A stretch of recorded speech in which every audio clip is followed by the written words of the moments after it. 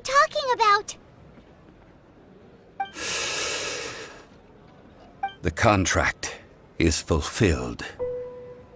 That which thou seeketh is now bestowed unto thee. For my promise is solid as stone.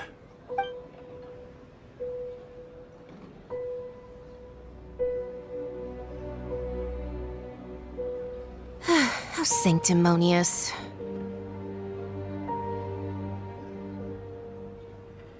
What? So you're the Lord of Chio? No, wait! That's an exciting twist and all, but why give the Gnosis to the Fatui? I do not give it for free. I give it as agreed upon in the contract, for it is a matter solely between the Tsaritsa and I.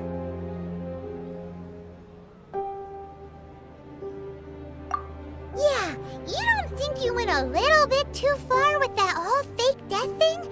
Everyone was preparing the ceremony for you, and splat! This big dragon falls out of the sky, and all of Lyra goes into an uproar. Talk about a disaster.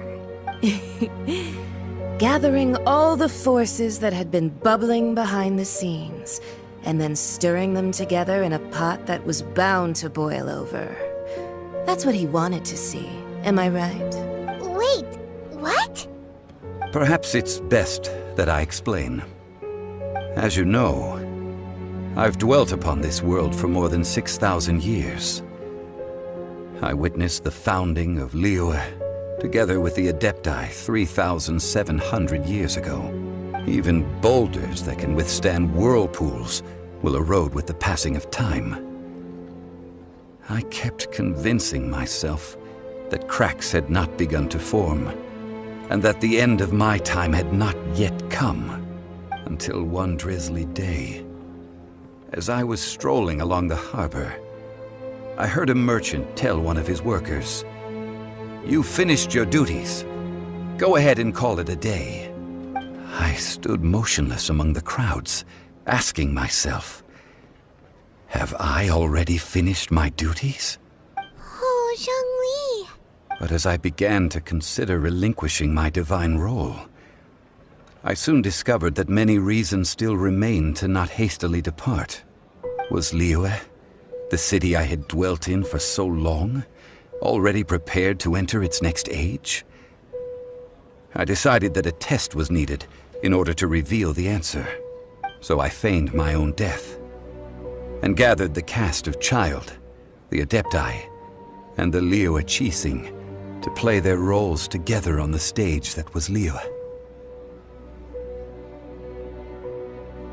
That's right, which is why I continued to safeguard the Gnosis until now. So you mean that if the chaos ever reached the point of no return, you would simply appear and use your divine powers to bring Liyue back under control? Of course, and it would have been all too easy for him too. Just as a child quickly matures after losing their parents, so has Liyue matured when faced with the death of its deity. I was pleasantly surprised with the finale of the show that you all put on. Why, you even deserved an encore. The Adepti deserve the greatest applause, considering their years of seclusion. They hardly recognized the city, yet faced with such a crisis, they exerted the greatest amount of restraint. Not only did they manage to cooperate with the Qixing, but in the end, they even tried to understand the heart of the people. And hats off to the emissary dispatched by the Cryo-Archon to fulfill our contract, Signora. She managed to keep everything she knew in strict confidence, far from the eavesdropping ears of her colleague Child, just as I had requested. All the while, I carried on as Zhongli, and fulfilled the traditions of Liyue in this mortal form. Thank you for walking that path with me, traveler. These things were all a part of my script. The only unforeseen plot twist was the conduct of the Liyue Qixing. I had expected them to do no more than the Adepti, to come to the defense of Liyue. But when all was said and done, they seized the opportunity to supplant Liyue as divine protectors, and used the subsequent power vacuum left by my death to quickly gain complete control of Liyue. Huh? That doesn't sound good at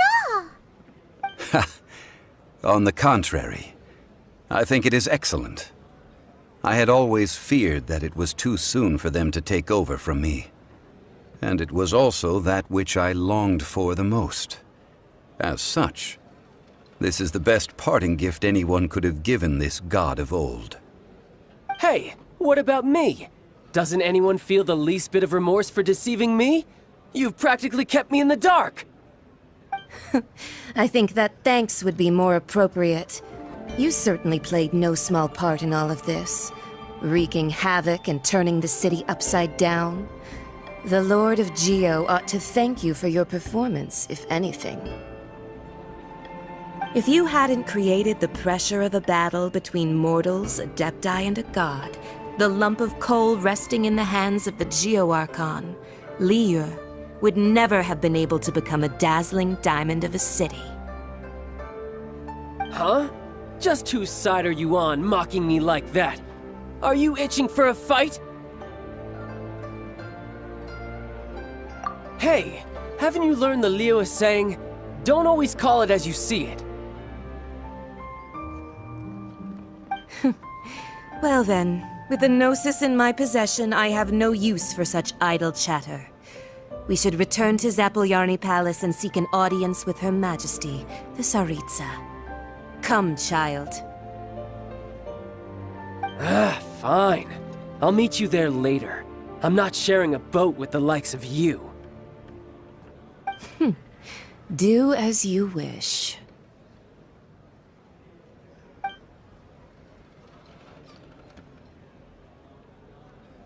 Now then, is there anything else you wish to ask me? Right! As Zhongli always told us, a good trade is a fair trade. Paimon has no idea what could be a good trade for a Gnosis. Realistically speaking, there is no such thing. Huh? However, I am the god of contracts. For thousands of years, I have made countless contracts. If the deal was of no benefit, then I certainly would not be inclined to agree to it. My agreement with the Cryo Archon will be the last of my contracts as the Geo Archon. My contract to end all contracts. As for the bargaining chip that the Tsaritsa used to balance the scales, uncover that answer for yourself in your future journeys.